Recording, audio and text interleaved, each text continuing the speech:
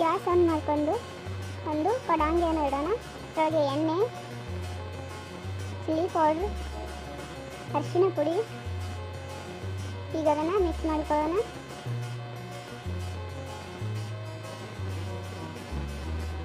ಒಂದು ಚಮಚ ಖಾರದ ಪುಡಿ. ಈಗ ಶೇಂಗಾವನ್ನು ಹಾಕಿ ಮಿಕ್ಸ್ ಮಾಡಿಕೊಳ್ಳೋಣ.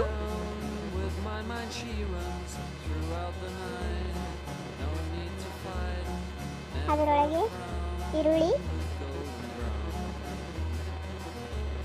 ಟೊಮೆಟೊ, ಕೊತ್ತಂಬರಿ ಸೊಪ್ಪು ಹೀಗಿದ್ನ ಮಿಕ್ಸ್ ಮಾಡ್ಕೊಳ್ಳೋಣ. ಈಗ ಲಿಂಬೆ ಹಣ್ಣನ್ನು ಹಿಂಡೋಣ. ಚಾಟ್ ಮಸಾಲ,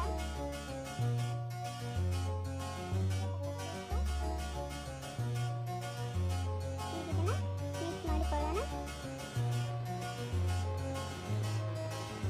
ಈಗ ನಮ್ಮ ಶೇಂಗಾ ಮಸಾಲ ರೆಡಿಯಾಗಿದೆ. ಇದು ತಿನ್ನಲು ತುಂಬ ರುಚಿಕರವಾಗಿದೆ.